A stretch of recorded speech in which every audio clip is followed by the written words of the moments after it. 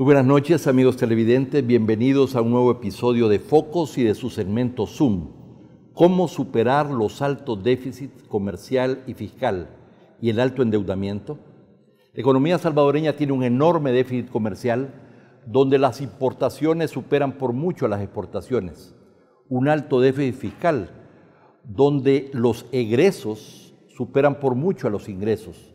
Un alto endeudamiento que superará este año el 72% del PIB y un crecimiento de la economía que ha promediado un 2% anual. ¿Cómo superarlos? Es la gran pregunta. El enfoque tradicional pone el énfasis en arreglar las finanzas públicas, conteniendo el gasto y aumentando el ingreso con un ajuste fiscal concentrado en los próximos 2 años, además de estimular la inversión privada y el crecimiento para generar empleos decentes y mayores ingresos fiscales.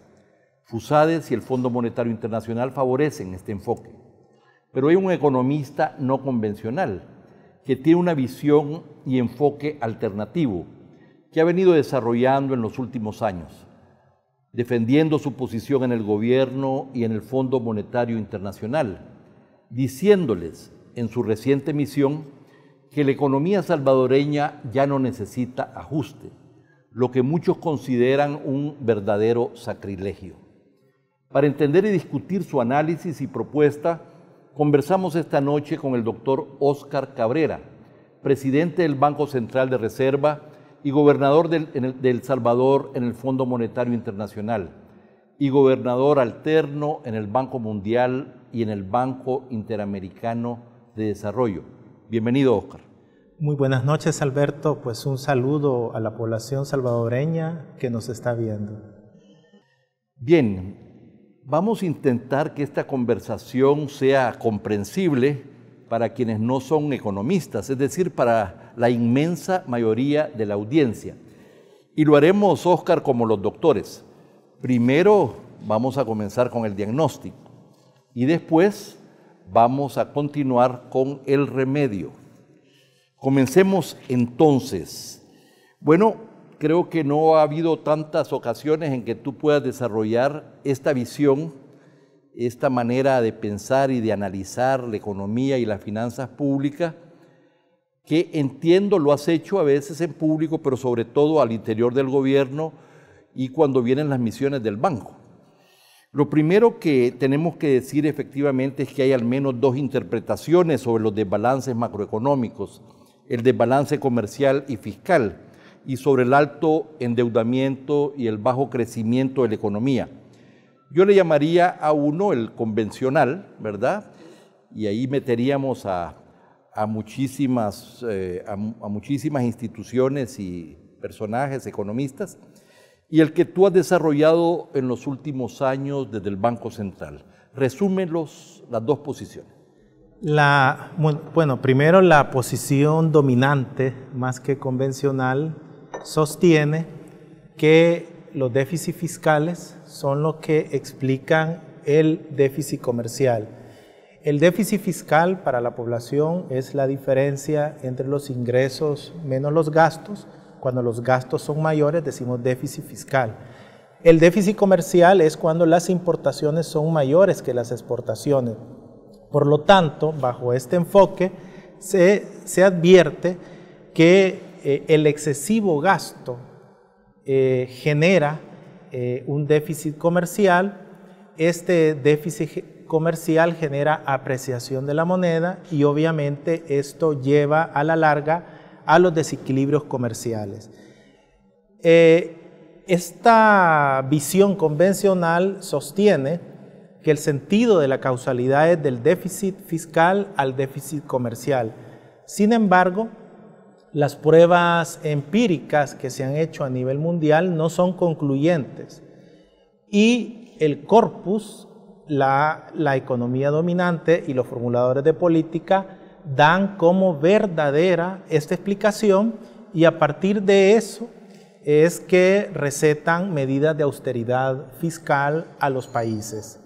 Esto creo que es muy importante que la población lo conozca. No se está tomando en cuenta que el déficit comercial se explica por las diferencias de competitividad de una economía como la salvadoreña, con un componente exportable menos complejo respecto a una economía como la de los Estados Unidos. Entonces, en la visión alternativa, lo que origina los déficits comerciales son las diferencias de competitividad, es decir, costos de producción más elevados que sus socios comerciales, un componente exportable de bajo contenido tecnológico, genera un comercio desequilibrado y obviamente este comercio desequilibrado no es más que explicado por las discapacidades que tiene la estructura productiva de nuestra economía.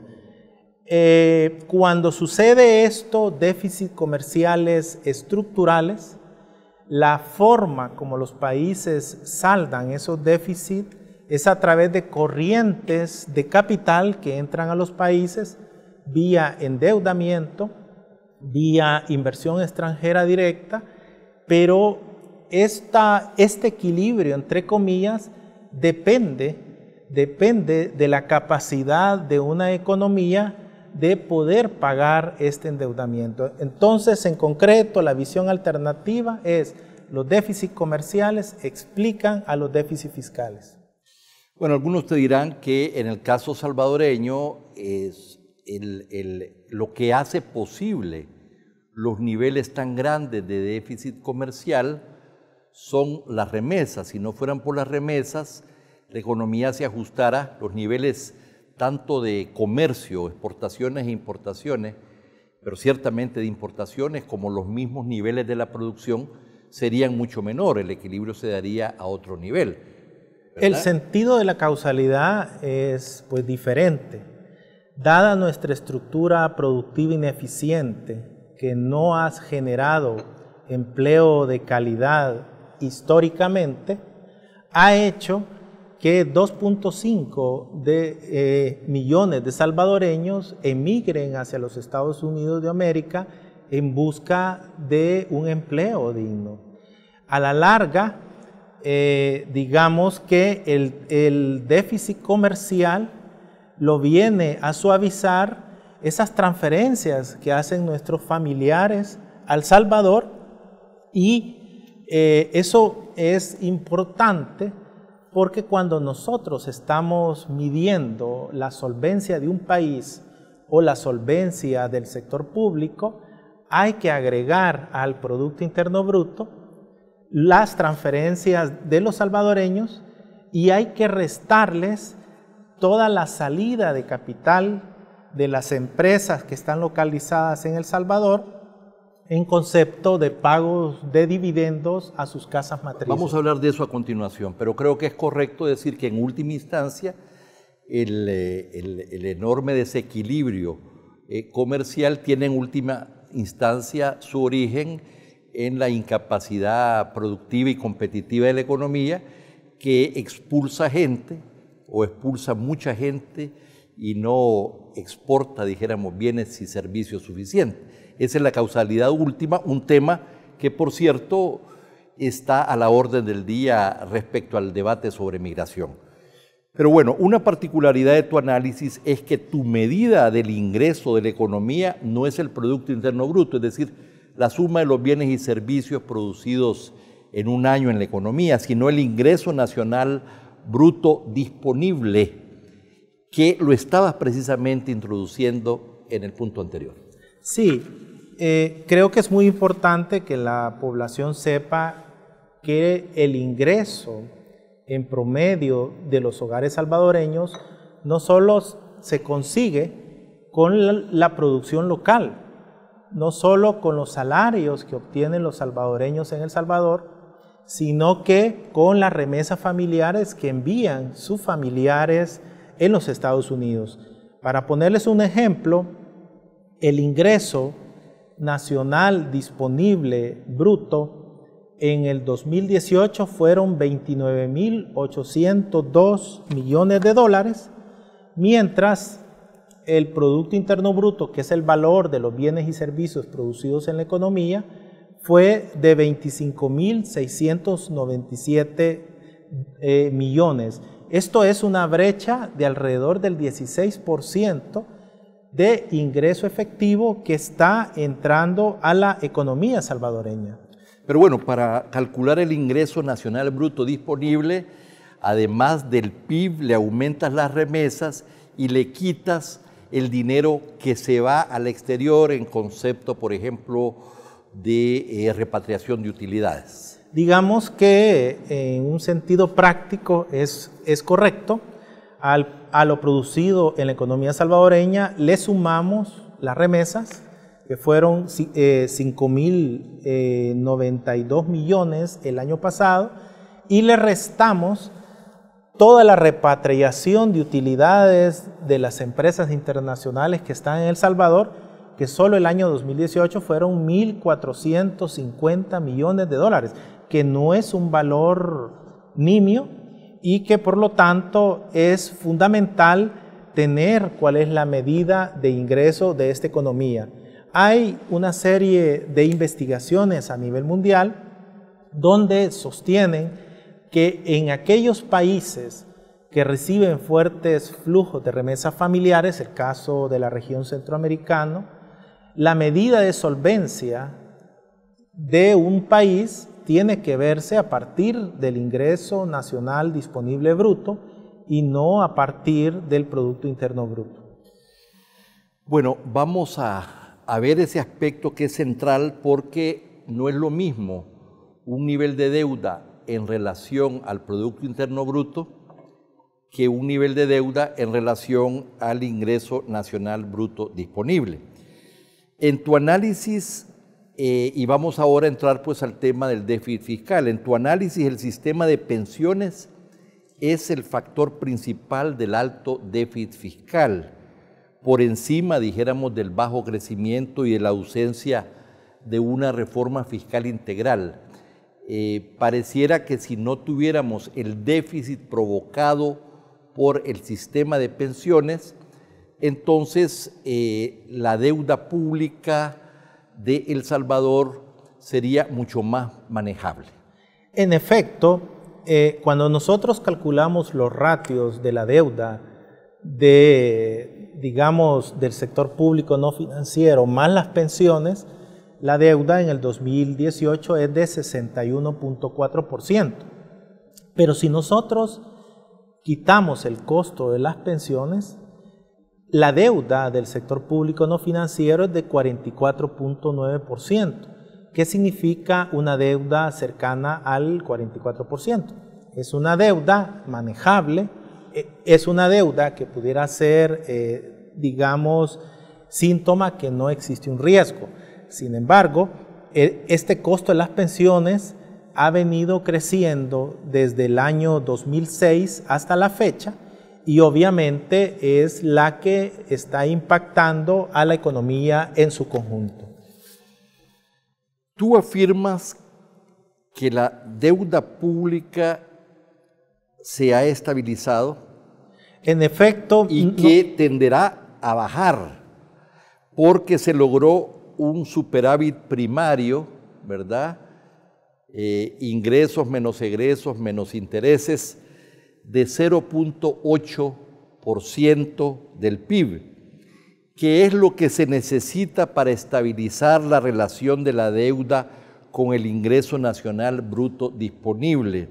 Esto, que puede sonar muy bien, es una especie de sacrilegio para lo que es el análisis más convencional y para lo que ha sido hasta ahora y sigue siendo la posición dominante del Fondo Monetario Internacional. Vamos a ver, primero, ¿cómo solucionamos el volumen de la deuda? Que es 61 con pensiones, que es 44 sin pensiones. Hay dos enfoques.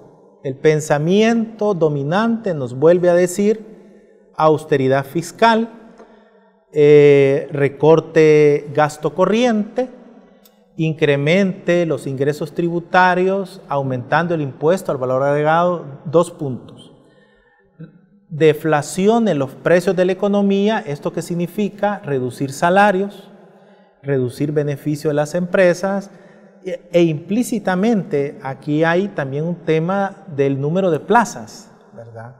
Entonces, de una forma errada, sostienen que el recorte de gasto va a generar mayor crecimiento en el futuro, porque hay un hada de la certidumbre que al ver que esta economía es muy bien portada, va a desencadenar la inversión extranjera directa en El Salvador. Un momentito, ahí has hecho un salto mortal, es decir, si hay menos plazas y sobre todo las innecesarias, ¿verdad?, que son bastantes miles, esto va a ser un factor que va a reducir entonces el déficit fiscal, para lo cual se necesitaría entonces un nivel de endeudamiento menor para financiar ese déficit fiscal. O sea, antes de dar el salto al... Digamos, el pensamiento dominante y la recomendación del Fondo Monetario no es tan particular como lo que tú estás ampliando. Creo que eso es una opinión muy personal.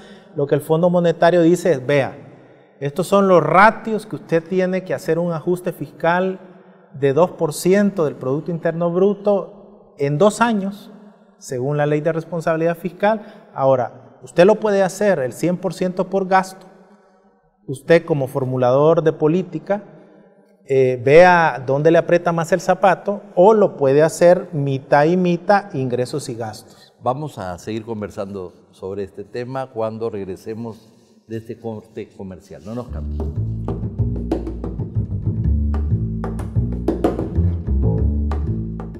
¿Cómo superar los altos déficits comercial y fiscal y el alto endeudamiento? Este es el tema que nos ocupa conversando con Óscar Cabrera, presidente del Banco Central y gobernador por El Salvador en el Fondo Monetario Internacional. Óscar, retomo el tema de que tú afirmas que la deuda pública se ha estabilizado y que tenderá a bajar porque se logró un superávit primario de 0.8% del PIB, es decir, la relación de ingresos y gastos menos intereses. ¿Qué es lo que se necesita en tu cálculo para estabilizar la relación de la deuda con el ingreso nacional bruto disponible? No estamos relacionándolo con el PIB en este caso. Explícanos esto. Sí. Primero, no es mi posición personal, es fruto de un conjunto de investigaciones que hace el Banco Central. Una de las investigaciones que expusimos hace 3 semanas sostenía que, o respondía a la siguiente pregunta: ¿cuál es el superávit primario con el que tenemos que estabilizar la deuda respecto al ingreso? Y el cálculo... O sea, que necesitamos que nos ingresen más recursos fiscales que los que gastamos. Es una manera de ponerlo. Es una manera, digamos, con una tasa de crecimiento de 2.2% en el largo plazo, sí, más una tasa de interés efectiva, que es lo que pagamos de la deuda, de 3.5, el superávit primario es de 0.8. Pero el año pasado hemos tenido ya un superávit primario de 0.8. Entonces, el ajuste requerido para estabilizar la deuda es 0.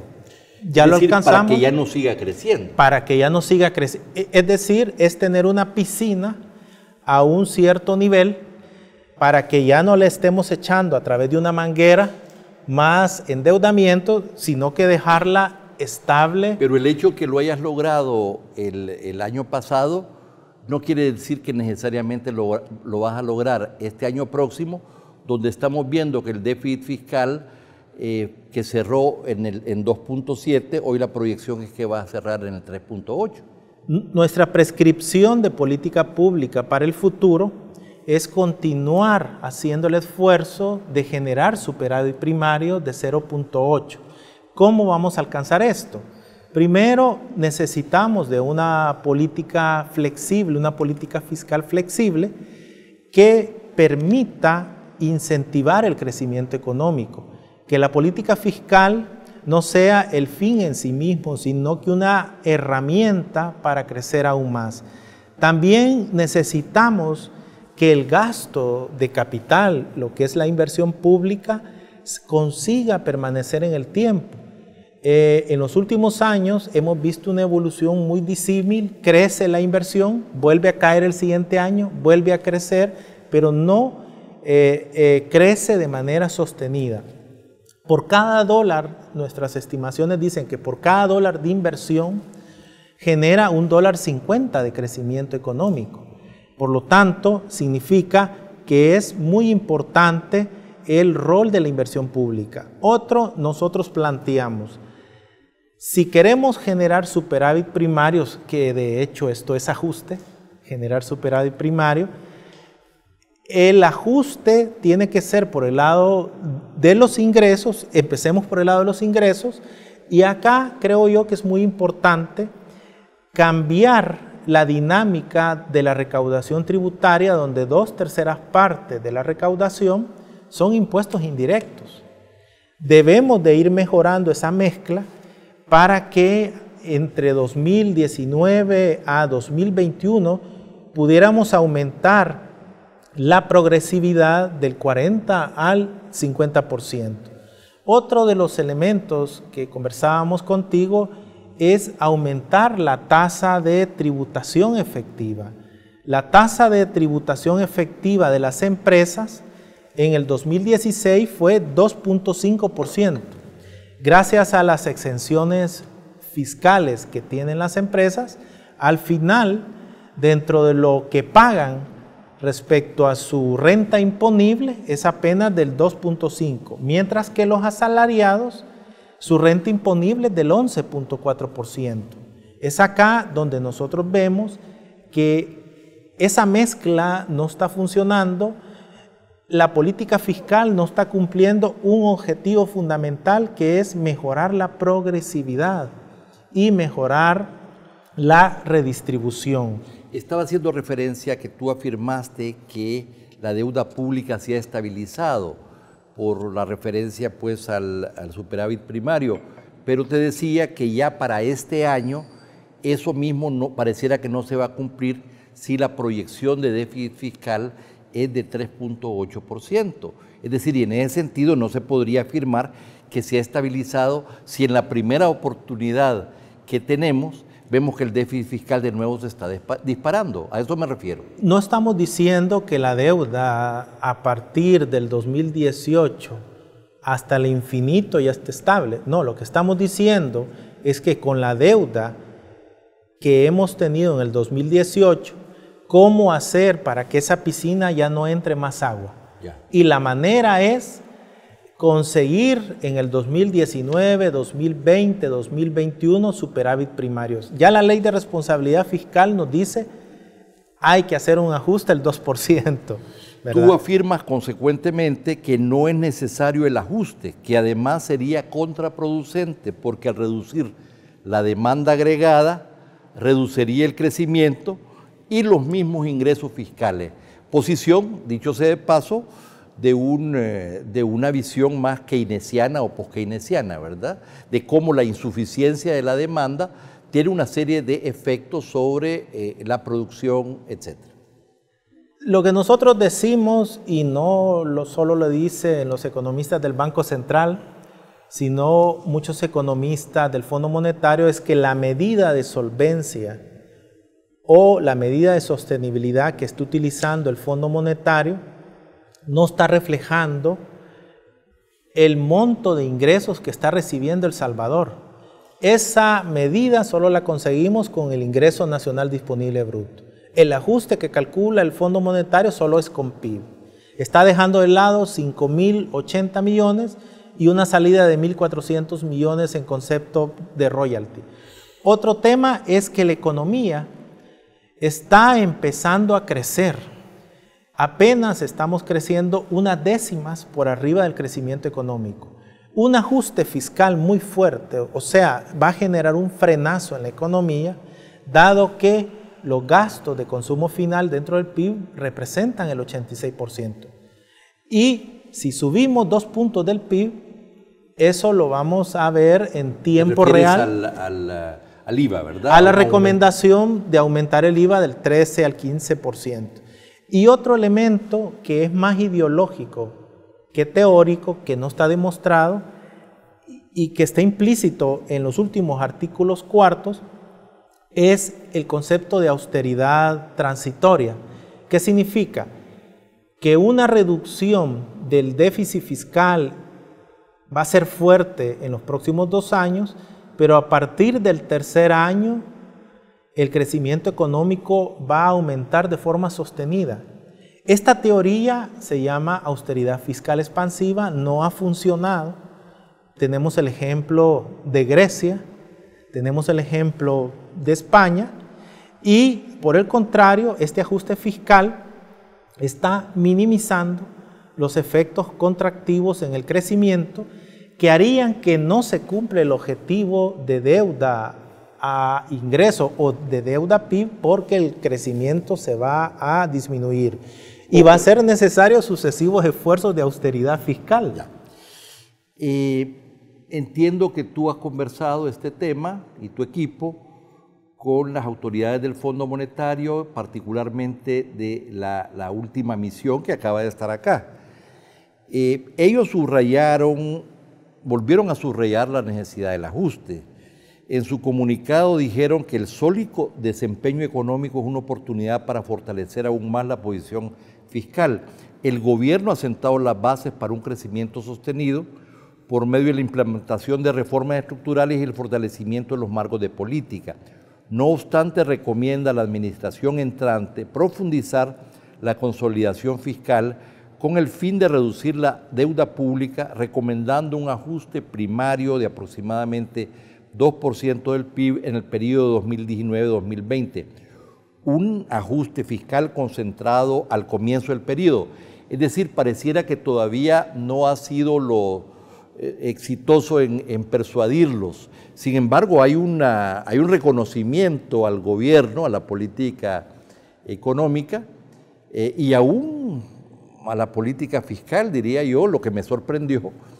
Pero por otro lado, siguen planteando la necesidad del ajuste. ¿Cómo han estado la discusión con ellos sobre este nuevo enfoque y propuesta que ustedes proponen? Sí. Yo creo que es muy importante, aparte del déficit primario, que es el déficit sin el pago de intereses, el déficit pues global. Si nosotros nos centramos en el 2009, vamos a ver que el déficit global casi llegó al 6%.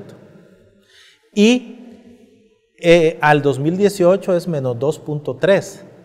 Son 4 puntos del ingreso nacional de ajuste fiscal que han habido desde el 2009 hasta el 2018.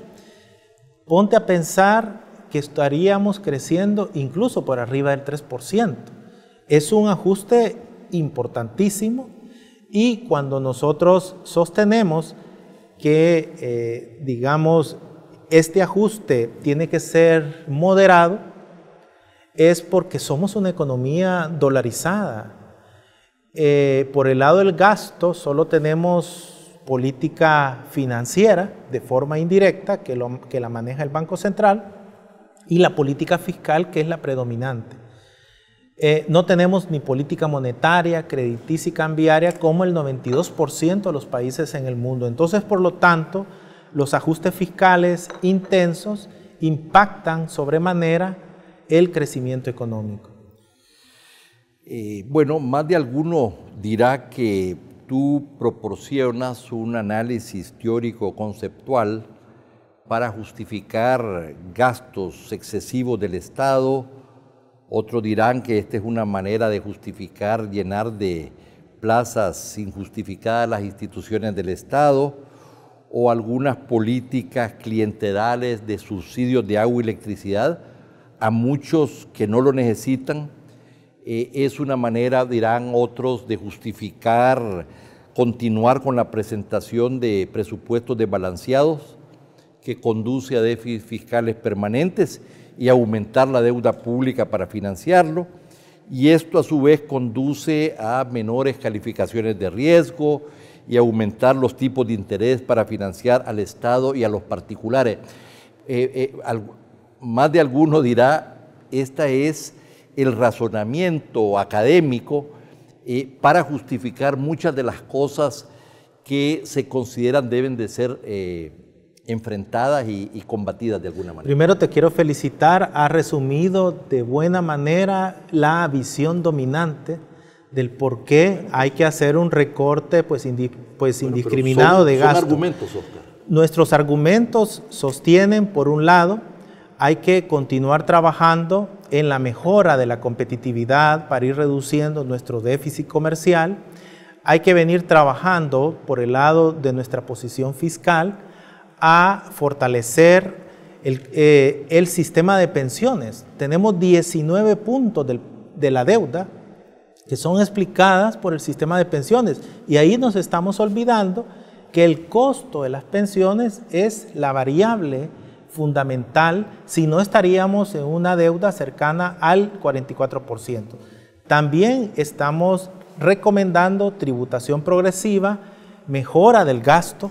Siempre hemos insistido que todo formulador de política fiscal tiene que evaluar el rol de los multiplicadores del gasto. No es lo mismo $1 de gasto que genera 0,70 en el corto plazo que $1 de inversión público en puentes, carreteras, hospitales, que te está generando $1.50.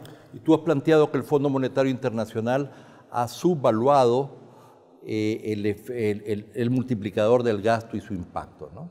Por eso es que los impactos del ajuste fiscal en el crecimiento económico que ha estimado el Banco Central, no Oscar Cabrera, es de más de 1.5.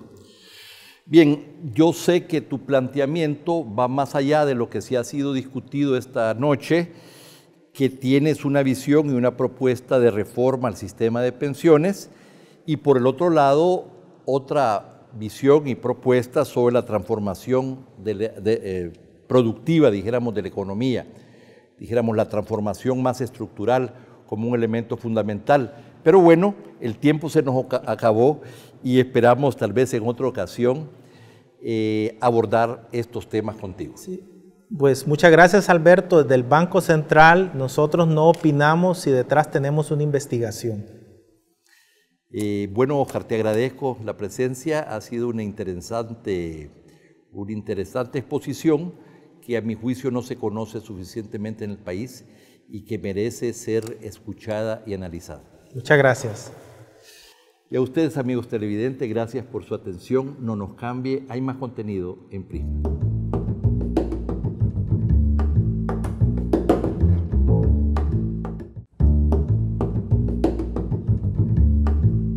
En los programas anteriores presentamos los hallazgos del informe Políticas de Seguridad Pública en El Salvador 2003-2018 de la investigadora Janet Aguilar. El estudio revela que las políticas represivas mano dura implementadas en los gobiernos de Francisco Flores y Antonio Saca y la política de militarización de la administración Funes fracasaron. En esta última entrega exploramos qué ocurrió con la llegada de Salvador Sánchez Serén al poder. El segundo gobierno del FMLN recibió al país con un promedio de 326 asesinatos al mes y con un alto costo político por los malos resultados de la política de seguridad de la gestión anterior. Como un gesto positivo, en septiembre de 2014, el gobierno de Salvador Sánchez Serén instaló el Consejo Nacional de Seguridad y Convivencia Ciudadana, un espacio de diálogo y consenso entre sectores. De ahí surgió el Plan El Salvador Seguro, el PES, como una herramienta integral para combatir con efectividad al crimen en un marco de respeto a los derechos humanos, prevención y rehabilitación. Sin embargo, en la práctica, tal como ocurrió en los gobiernos anteriores, las principales apuestas en seguridad fueron las políticas represivas. De acuerdo con el informe, Sánchez Serén declaró la guerra a las pandillas e impuso lógicas de confrontación y persecución de un enemigo interno. En el primer semestre de 2014, se incrementaron a 345 las muertes violentas al mes. Para el año siguiente, los asesinatos llegaron a cifras récord. 677 homicidios al mes en junio de 2015 y una tasa de 103 asesinatos por cada 100.000 habitantes al cierre del año. En marzo de 2016, en San Juan Opico, pandilleros de la 18R masacraron a 8 trabajadores de una empresa eléctrica y a 3 jornaleros. Este crimen conmocionó a la opinión pública.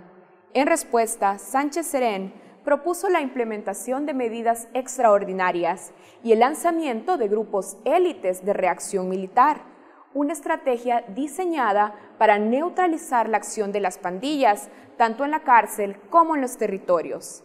Las medidas fueron criticadas por su aplicación indiscriminada, por irrespetar los derechos humanos, tratados internacionales y porque bajo su amparo, investigaciones periodísticas revelaron que hasta se cometieron ejecuciones extrajudiciales. En 2016, datos oficiales contabilizaron 407 enfrentamientos entre fuerzas policiales y pandilleros, con un saldo de 618 muertos, de los cuales el 95.6 son pandilleros o presuntos pandilleros. 3 presuntos criminales muertos por cada uno que fue herido. Indicadores como el cociente de letalidad indican que por cada policía o militar muerto hubo 59 pandilleros asesinados. De acuerdo con el citado informe, esta inusual disparidad solo apunta a un desproporcionado uso de la fuerza letal, que sobrepasa los parámetros esperados para este tipo de enfrentamientos. James Cavallaro, experto de la Comisión Interamericana de Derechos Humanos, sostiene que el uso excesivo de la fuerza letal indica un patrón de ejecuciones extrajudiciales por parte de las fuerzas del Estado. Finalmente, y a pesar que desde 2016 la tasa de homicidios se ha reducido hasta las 51 muertes por cada 100 habitantes, en 2018 los números siguen siendo alarmantes. La tasa de homicidios en El Salvador es 5 veces más grande que el umbral que las Naciones Unidas establece para declarar una epidemia de violencia en una sociedad.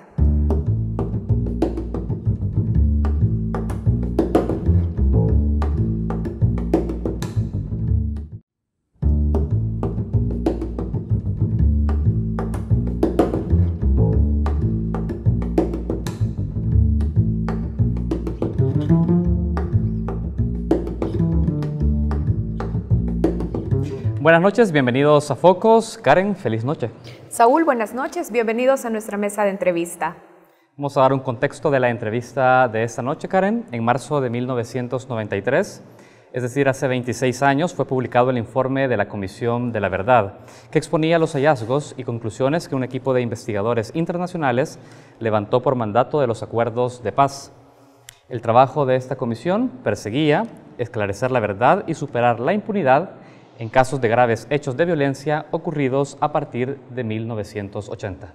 Pero tan solo 5 días después, Saúl, de que se publicó el informe de la Comisión de la Verdad, siempre en 1993, la Asamblea Legislativa de nuestro país aprobó la ley de amnistía, que ponía una lápida a los crímenes que había documentado la Comisión de la Verdad y a otros. Décadas han pasado y aunque, como sabemos, la amnistía fue declarada inconstitucional hace un par de años, las víctimas siguen reclamando y luchando por verdad y justicia. Nuestro invitado, el antropólogo Stener Ekern, nació en Canadá, pero su vida desde muy pequeño se desarrolló en Noruega, país natal de sus padres. Hace 26 años llegó a El Salvador para formar parte del grupo de expertos internacionales que conformó esta Comisión de la Verdad. Hoy tenemos el lujo de entrevistarlo, Karen, y conocer más detalles del informe y sus impactos a casi 3 décadas de su publicación. Stener, bienvenido a El Salvador, bienvenido a Focos. Muchas gracias, un gusto para mí estar aquí con ustedes. Bueno, Stener, ya Saúl estaba comentando que usted fue parte de este grupo de expertos internacionales, de consultores, que vino específicamente para acompañar el trabajo de investigación que se hacía en el marco de la Comisión de la Verdad. Pero antes de profundizar en el trabajo, nos interesaría conocer por qué decidió viajar y tomar la oportunidad de integrarse al trabajo de la Comisión de la Verdad en un país que apenas estaba saliendo de la guerra civil, de una guerra civil muy cruenta. Es que también en Europa, El Salvador, debido a esa tragedia que fue la guerra civil, El Salvador fue un país muy famoso, muy conocido, y como yo fui entre los jóvenes que tenía un interés particular para América Latina, esa oportunidad, no podría negar esa oportunidad, así que decidí aceptar esa oferta así de una vez, luego de una reunión en el Ministerio de Exterior de mi país. ¿Y de dónde venía ese interés particular? Usted ha dicho, muchos jóvenes teníamos un interés particular en América Latina. ¿Por qué? Cuando chavalito o patojo, como dicen. Niño, cuando niño. Sí. Entonces mi sueño era siempre ir a México y visitar las ruinas de los aztecas y los mayas, etcétera, etcétera. Pero uno va creciendo y el mundo es tal vez un poco más grande que ruinas. Toda la vida social, los seres humanos, todas sus batallas, etcétera, etcétera, la política. Entonces llegué a tener interés por los asuntos latinoamericanos también hoy, o cotidianos. Como un antropólogo de formación, que es tu caso, viene a formar parte de una comisión que investiga graves crímenes y hechos contra los derechos humanos. ¿Cómo encajaba tu perfil dentro de las labores que tenía que realizar esta comisión? Pues ya yo fui un profesional graduado, por así decirlo, con un examen de nivel superior en antropología, luego de un trabajo de campo en León, Nicaragua, durante 1984. Así que yo era ya conocido. Noruega también es un pequeño país con apenas 5 millones, 5.2 millones. Y por tanto los que tienen ese interés por América Latina y por lo tanto son competentes para hacer un tal trabajo son contados, tal vez 30, 40 personas. Pero tú venías con un mandato especial a formar parte de la comisión, ¿tenías una tarea asignada en particular? No, ¿Cuál era, digamos, la labor que ibas a desempeñar dentro de esa comisión? No, en muchos sentidos la comisión empezó su trabajo con, ¿cómo se dice?, hojas blancas. No existía ninguna estrategia, no teníamos nada definido en términos de precisar o operacionalizar el mandato. Eso fue nuestra primera tarea. Definir sus líneas de acción, digamos, de esta comisión. Sí. ¿Qué tipo de desafíos? Es algo que hablábamos con Karen cuando preparábamos este guión. ¿Qué tipo de desafíos comenzaron a encontrar ustedes como miembros de la Comisión de la Verdad en un contexto en el que salíamos de un conflicto muy crudo, de un conflicto fratricida, a la hora de llevar y conocer esos testimonios y llevarlos a la justicia? ¿Sufrieron amenazas? ¿Qué tipo de desafíos tú encontraste en ese trabajo que empezabas de cero? Nosotros no recibimos como personas ninguna amenazas, pero fue restringido un poco el espacio de investigación. En primer lugar, porque nadie de nosotros teníamos, menos yo, experiencia laboral de Centroamérica. Era un poco la condición del gobierno y la comandancia del frente de no aceptar ningún salvadoreño y tampoco personas con experiencias laborales de Centroamérica en la comisión. Y por eso no sabíamos casi nada, pero también eso podría ser un argumento en favor de la objetividad. Claro. Pero no, habría que tomar punto de partida en ese mandato que era necesario para hacer esto, y gracias a Dios, por así decirlo, uno de nosotros, el argentino Carlos Omeliana, él sí tenía alguna experiencia de participar en trabajos similares en Argentina como antropólogo forense. ¿Podría compartir con nuestra audiencia, con los que nos están viendo, cómo era el proceso de trabajo que seguía la Comisión de la Verdad para llevar a cabo el mandato de investigar y esclarecer verdad que permitiese, ojalá después superar la impunidad? Pero, ¿cómo se trabajaba? Cuestión de organizar el tiempo y también tener un cuadro sobre nuestras especialidades, la mayoría abogados, claro, yo no abogado, antropólogo, otro antropólogo y filósofo, y combinar esto con todo ese material. Ya está obvio que no podríamos revisarlo todo. Se trata de 10 años y miles de muertos y una guerra cruel, no podríamos alcanzarlo todo.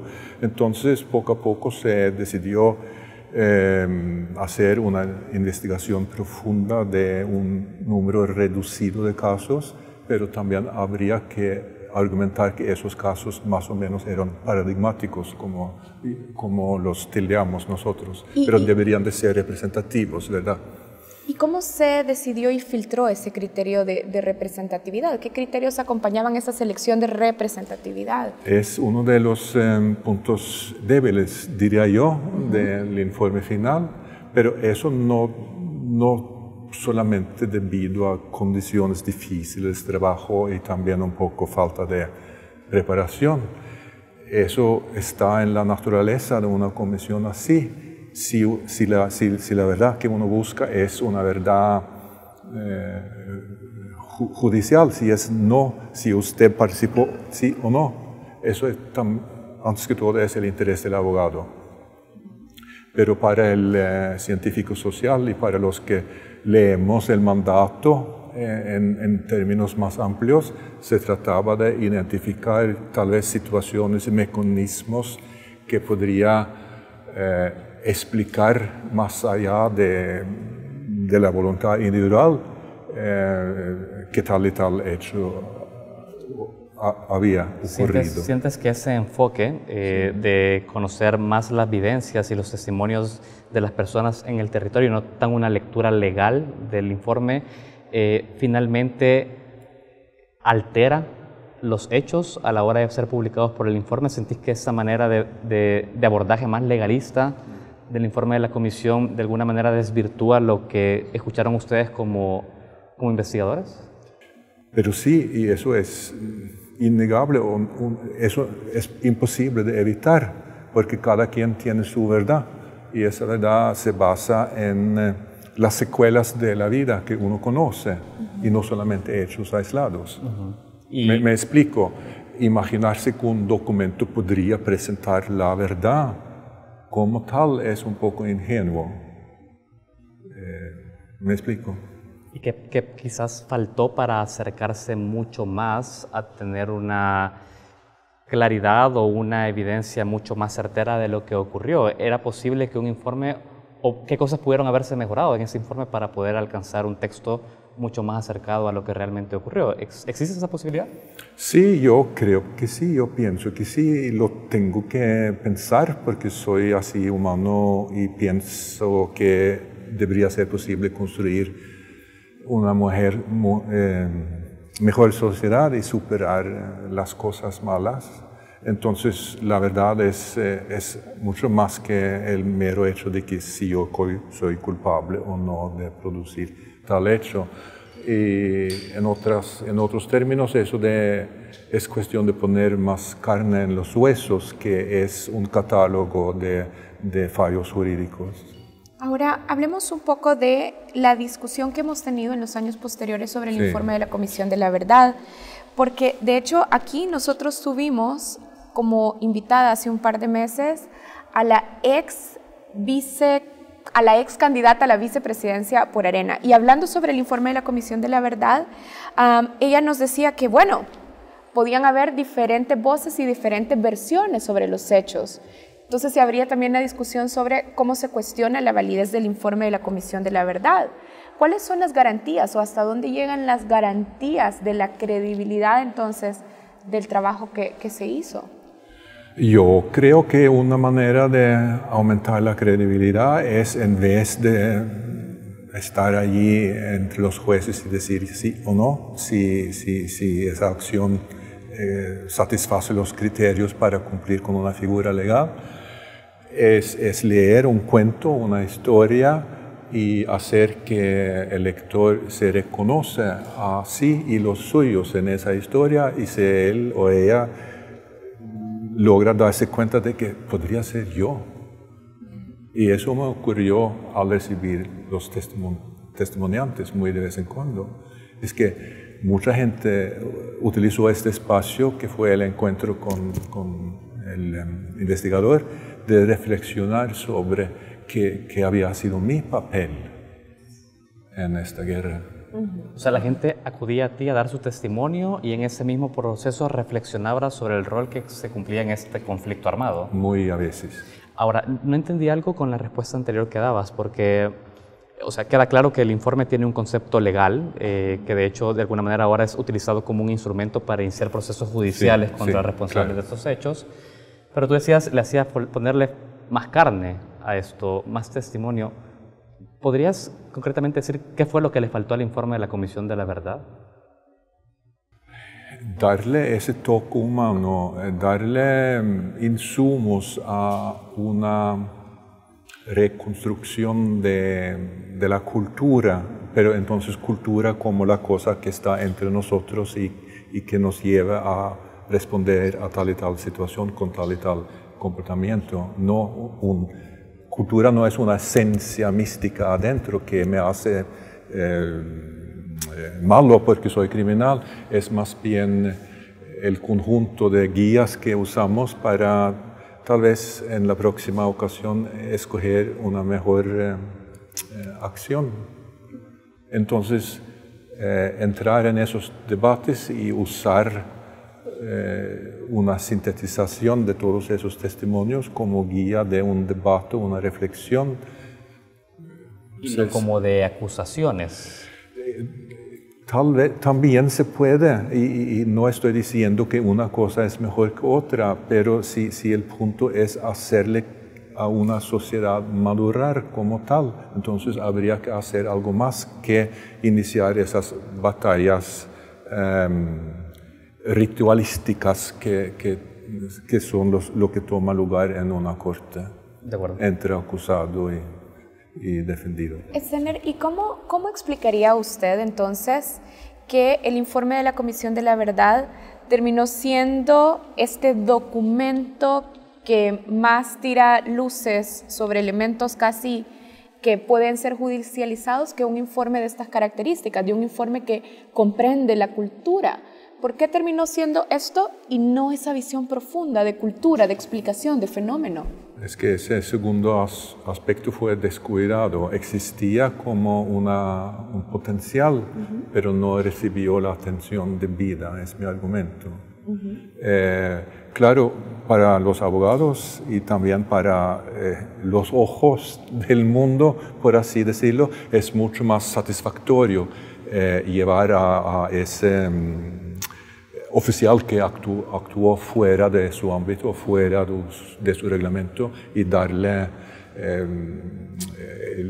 ¿cómo se dice?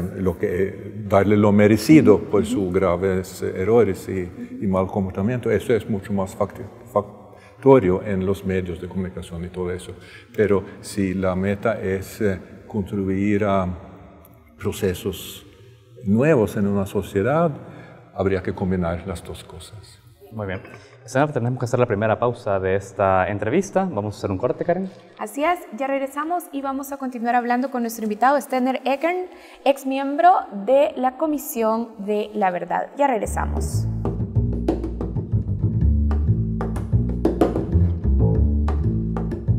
Continuamos la entrevista en Matices. Esta noche entrevistamos a Stener Ekern, ex miembro de la Comisión de la Verdad. Hablamos a 26 años del informe de la Comisión de la Verdad en El Salvador, Karen. Y en la primera parte de esta entrevista, Stener, hablábamos sobre cómo tú llegas a El Salvador, sobre los desafíos que tuvo la Comisión y un poco las cosas que quedaron pendientes del informe o esos vacíos. Queremos seguir profundizando en esta entrevista y hay un aspecto que nosotros hablábamos previo al desarrollo de este programa, y es que tú de alguna manera tuviste como el mandato o la tarea de poder investigar alrededor del fenómeno de los escuadrones de la muerte. Sí. Digamos que son conocidos, digamos, como conceptualmente como esas fuerzas paramilitares encargadas de ejecutar y torturar a opositores políticos. Digamos, este es como la idiosincrasia tiene este concepto en la mente y que están vinculados precisamente a la extrema derecha en El Salvador. Tú me decías que eso no era precisamente así, que el fenómeno es mucho más amplio para entender el término escuadrón de la muerte. Háblanos de eso, ¿cómo se concibe, cómo se conceptualiza ese término? Sí, es un término mucho más amplio, por lo menos lo era en las zonas rurales de El Salvador hacia los finales de guerra en los 90. Escuadroneros de muerte no era realmente solamente esa cosa perteneciente a un ámbito urbano con grandes vehículos, carros blindados, con vidrios oscuros y todo eso, sino era para mucha gente, tal vez la mayoría de los que yo recibí, una referencia a gente que andaban o que escondían su identidad al participar en la guerra. Andaban en civil, pero con pañuelo o cara pintada o con otra manera de disfrazarse, y muy a veces acompañaron a militares, típicamente de la Guardia Nacional, pero también, pues sí, solo, en grupos, durante la noche, entrando en casas, matando y haciendo las cosas más brutales que se puede imaginar. Y entonces, ¿por qué llaman ustedes a ellos escuadroneros? Entonces la respuesta fue, porque así andaban. Andaban sí, cubiertos. Sí, cubiertos. Es el punto. Y entonces el punto para nosotros aquí es que ese término aparentemente simple y preciso no es tan simple y preciso. Y que tiene que ver con ese lenguaje utilizado por parte del informe. También. Eso para mí, como antropólogo y no tan disciplinado, tal vez como un jurista, siempre buscando las definiciones precisas, que es necesario, no digo eso, porque tienen que cumplir con un reglamento, ¿verdad? Pero es que al simplemente tomar la decisión que aquí Escuadrón de la Muerte es esa cosa y no todas esas experiencias que tiene la gran mayoría de las víctimas, yo sentí un mal sabor porque no tomaron en serio las experiencias de la gran parte de la población salvadoreña. Solo para cerrar este punto, el hecho que no hubiéramos definido bien qué es un escuadrón de la muerte, sí, digamos, porque lo recoge ese informe y 26 años después todavía nos estamos preguntando sobre el fenómeno, ¿tú crees que el hecho de no haberlo conceptualizado como se debía, eso afecta su investigación, afecta poder conocer la verdad sobre lo que sucedió alrededor de los escuadrones de la muerte? Sí, afecta el debate nacional, claro, porque nos excluimos de toda una serie de reflexiones sobre nuestro comportamiento en situaciones críticas. En determinado momento hasta llegué a tener una entrevista con un escuadronero arrepentido, pero le fue demasiado difícil comenzar a hablar conmigo. Entonces hay una vergüenza enorme, y para romper y para llegar a construir algo nuevo o superarse de alguna cosa vergonzosa, hay que ir lento y hay que un poco aceptar que, hermano, eso es triste, pero así somos los humanos, y en una situación crítica usted se sintió muy amenazado por el otro y usted llegó a calificar a ese otro como un diablo o comunista o subversivo o vendepatria o parásito de la clase. Muchos términos que así deshumanizaron al adversario. En esa situación tú estás allí solito, tal vez tienes la responsabilidad de tener una familia, etc. Entonces uno termina haciendo cosas que tal vez no eran correctas, pero para llegar a abrir esa discusión hay que un poco poner a un lado todas esas definiciones para llegar a tener tal y tal clasificación y llegar a ser dos humanos hablando sobre algo difícil. Bien. Sterner, hablemos también de lo que pasó luego de que se publicó el informe de la Comisión de la Verdad. Recordemos que el informe de la Comisión de la Verdad se publicó porque la Comisión se integró por mandato de los acuerdos de paz, sí, para esclarecer la verdad, superar la impunidad, pero, como lo decíamos en la introducción, tan solo 5 días después de que se publicó el informe, que se publicó el 15 de marzo del 93, el 20 de marzo del 93, la Asamblea Legislativa aprobaba una ley de amnistía que estuvo vigente hasta hace un par de años. ¿Cómo recibieron los miembros de trabajo del equipo de la Comisión de la Verdad la noticia de que las mismas fuerzas políticas ahora pactaban una amnistía general? con decepción, lógico, creíamos que habíamos hecho algo muy importante, que habíamos hecho una contribución y ahora cerraron la posibilidad. Eso es muy triste, fue triste para nosotros como personas y yo creo en términos mucho más importantes, triste para El Salvador, porque es perder una oportunidad. Por otro lado, hay que resaltar que no hay país que haya logrado a tomar este próximo paso así de una vez. Como he intentado decir, involucra confrontarse con toneladas de vergüenzas y es muy, muy duro. Y la historia, así hablando de nivel mundial, el país que tal vez mejor ha logrado confrontar su propio pasado, que sería Alemania, les tomó como por lo menos 25 años, 30 años. Sí. ¿Tú te sentiste en algún momento, es decir, has dicho que te sentiste decepcionado de esta decisión política de la ley de amnistía, pero ustedes veían que esto iba a ocurrir? Es decir, ustedes también circulaban políticamente en El Salvador y escuchaban un poco cómo venía el clima a partir de los hallazgos recogidos por el informe. Ustedes como investigadores y los comisionados en algún momento se sentaron y dijeron esto va a ocurrir o puede ocurrir el riesgo de que estos hallazgos se pierdan con una amnistía. En forma tan concreta no, pero nos dábamos cuenta de que la situación era muy, muy difícil y muy, muy tensa. Hasta julio, agosto de ese año corrían rumores de armamentos secretos, etcétera, etcétera. En cualquier momento la guerra podría volver a brotar. Y sabíamos que nuestros colegas en esa comisión ad hoc, que tal vez realizaron un trabajo aún más sensitivo, salieron del país. Ellos se fueron. Sí. Ahora, Stener, ya nos estaba diciendo que en los países, en las sociedades, es una tarea naturalmente difícil enfrentar y reconocer el pasado. Sí. Sin embargo, en El Salvador décadas van pasando y todavía no logramos alcanzar la sensación de justicia y de superación de la impunidad. Como antropólogo, ¿qué observas? Además de esa naturalidad en la dificultad de enfrentar nuestro pasado, ¿qué más? ¿Qué nos ata? ¿Qué nos impide avanzar en esa aspiración de la justicia? Es buena la pregunta y difícil.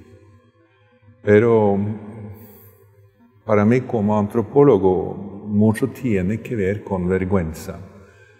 La vergüenza que tenemos como individuos, pero también como parte de un grupo. El ser humano siempre vive en un grupo, ¿verdad?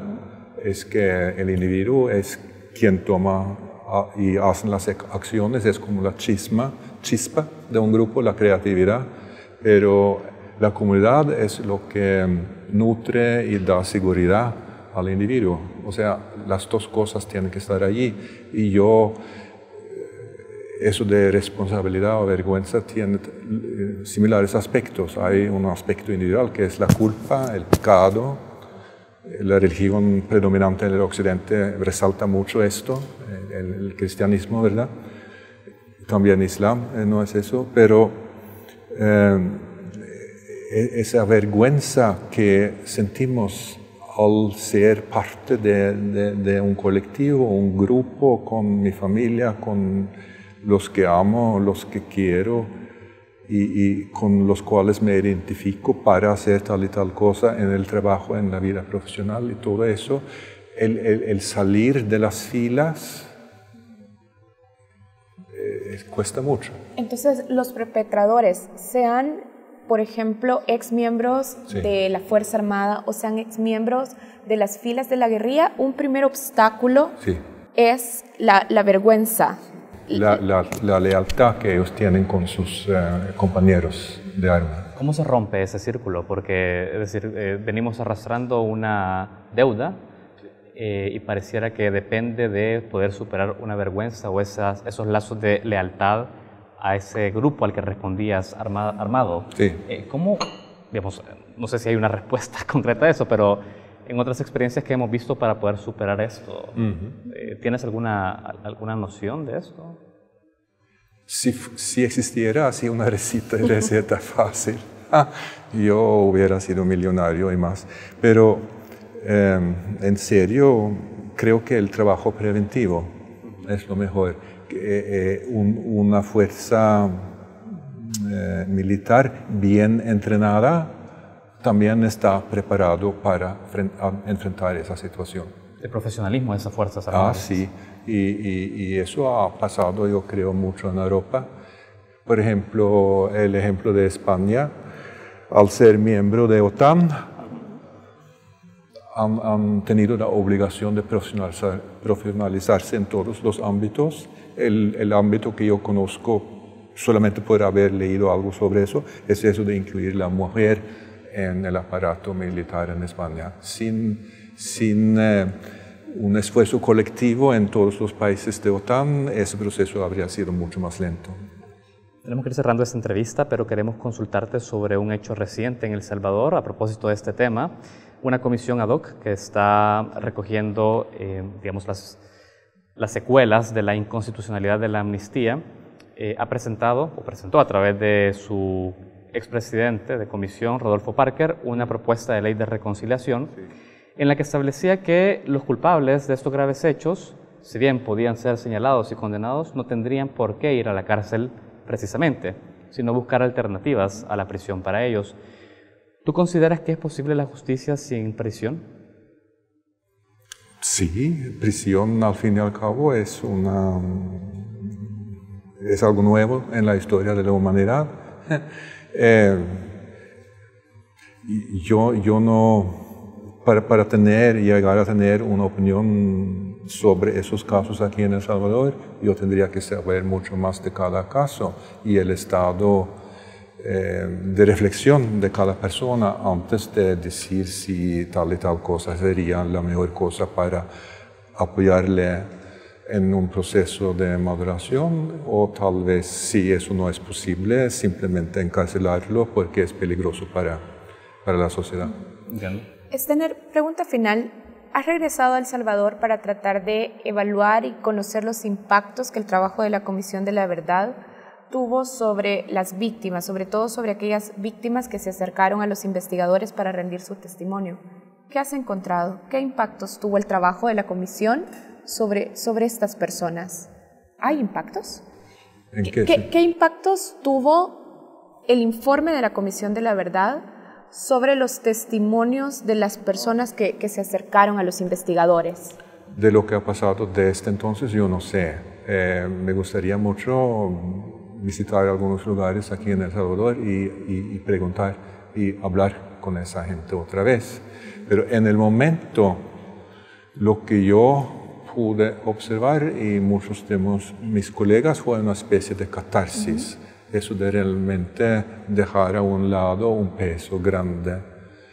Y solamente al declarar, al presentar su denuncia y dejar lo demás en manos de Dios o la comisión, ¿no? Pero también para mucha gente con esas inclinaciones de reflexionar más, típicamente educadores de las zonas rurales, que sí habían visto no solamente El Salvador rural, sino también San Salvador y la vida moderna urbana. Ellos siempre se pusieron a reflexionar y al darse cuenta de que yo estaba dispuesto a seguirles en ese camino y no solamente recogiendo los datos brutos, sino ¿por qué hicimos así? ¿Por qué es así? ¿Cómo es que podría realmente llegar a tal extremos esa polarización? ¿Por qué es que vivimos tanta brutalidad? ¿Por qué esa admiración hacia las soluciones extremistas? O sea, muchas reflexiones. Muy bien. Estener, queremos agradecerte tu tiempo en Focos.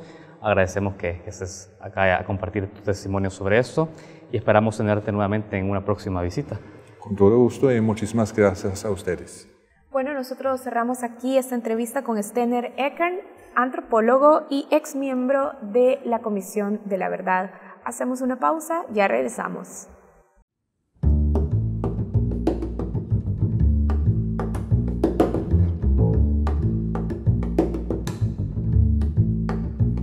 Bienvenidos a Reflejos, el segmento de análisis de Centroamérica y del mundo de Focos TV.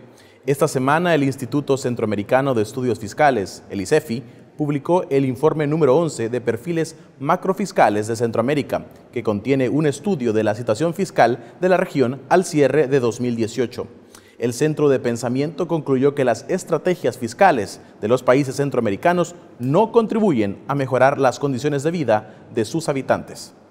Para conocer y profundizar en detalle sobre el tema, enlazamos hasta la ciudad de Guatemala con Abelardo Medina, quien es economista senior y encargado del área de análisis macrofiscal del ICEFI. Bienvenidos a Focos, Abelardo. Al contrario, es un placer acompañarlos en este prestigioso programa. Bien, de acuerdo con el informe, el ICEFI concluye que las estrategias fiscales de Centroamérica no han contribuido a mejorar las condiciones de vida de sus pobladores. ¿Por qué hacen esta conclusión? ¿Qué números la respaldan? Perfecto. Básicamente, tratando de ser muy sintéticos, lo que sucede es que varios países de la región han estado realizando una serie de esfuerzos fiscales muy significativos con el propósito de lograr un solo objetivo: evitar que crezca el saldo de la deuda. Esto en el sentido estricto no es malo, al contrario, pero debido a que para poder evitar que crezca la deuda solo hay dos formas de hacerlo: o incrementando ingresos o disminuyendo gastos, y en la región no se ha observado que haya mejor capacidad de recaudación, el único camino que han logrado encontrar la mayor parte de los países es contraer el gasto. Si los gastos son mal usados, si es gasto que está relacionado con aspectos de corrupción o falta de transparencia, pues incluso diríamos que eso es bueno. Pero la parte mala es que la mayor parte del gasto que se ha estado recortando es el gasto de inversión, que tiene que ver muchas veces no solo con el bienestar de la comunidad, gastos como educación, gastos como salud, sino también que se recorten muchas oportunidades de infraestructura, y todos estos temas le dan competitividad de largo plazo al país. Entonces sí tenemos el problema, es que a pesar de que las constituciones de todos los 6 países de la región mandatan que lo que se debe buscar con el gasto público es el bienestar de la población, la contracción de este gasto parece que, lejos de estar alcanzando el bienestar, estamos solo preocupados, sin que eso sea malo en el sentido estricto, solo por controlar el déficit fiscal y el saldo de la deuda. Claro, Honduras, Costa Rica y Panamá fueron los países que más redujeron su gasto público. ¿A qué se debe este comportamiento? Básicamente los 3 países obedecen a una serie de fenómenos particulares. El caso de Honduras es el más claro. Desde 2014 Honduras implementó lo que nosotros le llamamos un plan de ajuste fiscal. ¿Y qué involucró este plan de ajuste? Un aumento de impuestos. Se recuerdan de que Honduras aumentó el IVA del 12 al 15%, más otros aumentos tarifarios. También implementó una seria contracción del gasto, especialmente aquellos vinculados con la atención a servicios públicos. Entonces, Honduras, lo que estamos observando es la continuación de ese ajuste fiscal. Sigue reduciendo el gasto porque necesita todavía un poco más de esfuerzo, porque todavía no ha logrado evitar que la deuda no crezca. Casos similares, Costa Rica. Bueno, la diferencia con Honduras es que Costa Rica tenía más de una década de no hacer una reforma fiscal, y a finales del año anterior Costa Rica logró hacer una reforma fiscal, pero el déficit de Costa Rica para el año anterior programado era cerca de 7%. Entonces, el nuevo presidente electo, Carlos Alvarado, lo que implementó fue un plan de ajuste, y este plan de ajuste de austeridad total lo que logró fue reducir los gastos, especialmente los gastos de inversión. Y obviamente la contracción de gasto de Costa Rica fue tratando de evitar el crecimiento de la deuda, que también lamentablemente se dio. Por el contrario, El Salvador, Guatemala y Nicaragua aumentaron levemente su gasto público. Llama la atención el caso nicaragüense, pues vive una crisis sociopolítica. ¿Cómo se explica entonces este crecimiento? Bueno, para entender Nicaragua hay que entenderlo antes del momento de la crisis. Si nos recordamos, Nicaragua en los años previos estuvo implementando un plan de infraestructura, un plan de inversión bastante significativo e estuvo incrementando el tamaño del gasto del gobierno. O sea, ellos ya tenían planificado incrementar el gasto público durante este año. O sea, lo que observamos en el caso de Nicaragua es que a pesar de la crisis aumentaron el gasto no tanto como lo tenían previsto originalmente en el presupuesto.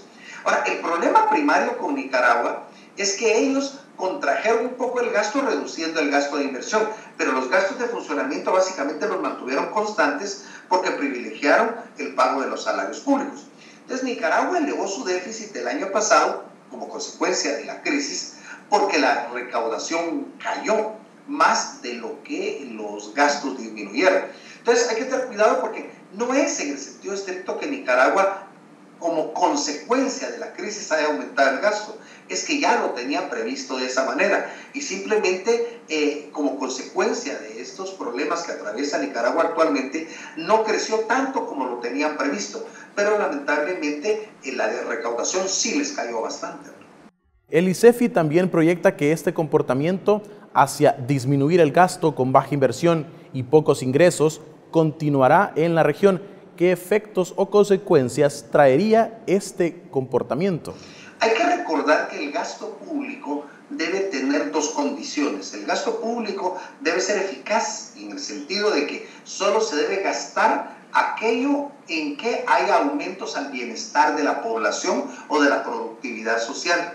Y debe ser eficiente el gasto en el sentido de que se gaste lo mínimo necesario para obtener esos resultados. Si el gasto público se estuviese recortando por mejoras en la eficacia o en la eficiencia, no tendríamos problemas. ¿Por qué? Porque incluso estaríamos logrando mejores resultados con menor uso de recursos. El problema real que tenemos es que se está recortando indiscriminadamente gasto. Y lo primero que se recorta normalmente son aquellos relacionados con la inversión o con los servicios sociales. Eso quiere decir que para los países que están recortando gasto, lo que estamos viendo en el mediano plazo, a menos que logren mejorar su eficiencia y su transparencia, que no lo vemos en el corto plazo, es que se va a descuidar más la atención del bienestar de la población. Y veamos un par de casos concretos. Veamos un caso concreto que es el Triángulo Norte. En el Triángulo Norte, Honduras tiene los niveles de pobreza más grandes de la región. Y lo que estamos observando es que Honduras está invirtiendo menos y está gastando menos en servicios públicos. Aparte que hay un problema de ubicación de recursos porque se han estado fortaleciendo las asignaciones a las Fuerzas Armadas y otros destinos que no necesariamente son de bienestar para la población. Consecuentemente, ¿qué esperamos en Honduras? Pues básicamente que la población tenga menos opciones de mejora de vida y se siga motivando a los hondureños a migrar. Muy similar en El Salvador, en donde lamentablemente la contracción de gasto ha sido para abrir espacios para poder pagar la deuda, pero ya no para mejorar el bienestar. Entonces, ¿qué seguimos viendo? Que el salvadoreño va a tener que seguir colocándose en el sector informal o simplemente va a tener que migrar como sus colegas hondureños. Y el caso de Guatemala, que es el más paradójico en toda la región, con unos niveles tan altos de pobreza, simplemente los gobiernos deciden no incrementar su gasto. Entonces, cuando no aumentan el gasto, le pasa lo mismo que sus contrapartes centroamericanos. Entonces, lamentablemente, si sigue la misma tendencia, lo que estamos percibiendo es que las condiciones de vida de los centroamericanos van a deteriorarse. Creemos que sí se podría provocar un incremento de los niveles de pobreza. Bien, muchísimas gracias por estar en Focos, Abelardo. Al contrario, siempre es un placer acompañar, estamos para servirles. Con esto cerramos nuestro segmento Reflejos. Para ver este y otros análisis internacionales, ve a focostv.com. Ya regresamos.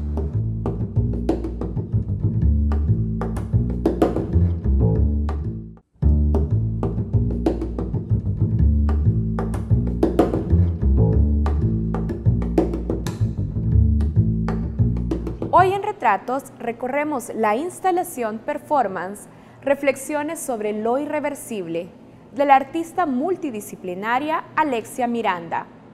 La pieza trata sobre lo irreversible como un fenómeno orgánico, químico y físico en el ser humano.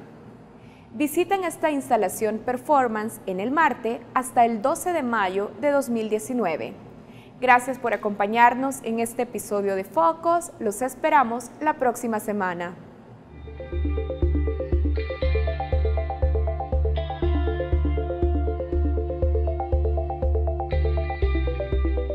Esta es una pieza de video performance. Esta pieza la hice el año pasado, en el 2018, en el mes de septiembre. Reflexiona sobre los procesos en la vida que no pueden volver a ser igual. Desde el punto de vista de la materia física y química, desde el punto de vista de la materia que se transforma de un estado a otro, igual los procesos emocionales del ser humano que nos transforman de un estado a otro. Por eso en la obra reflexiona sobre lo irreversible, utilizo un material sumamente tóxico que es la espuma de poliuretano. Es un veneno prácticamente el que utilizo para llevar a cabo este mensaje. Es un veneno con el que cubro mi piel, cubro mi cuerpo, tiene que ser manipulado con muchos cuidados. Entonces utilizo el material para crear esta metáfora de cómo hay procesos en la vida en los que nos sumergimos en momentos sumamente complejos y de autoaniquilamiento prácticamente, con decisiones que uno toma, y posterior que mi cuerpo está completamente cubierto, o trato de cubrirlo, me desprendo de este material como si fuera una segunda piel.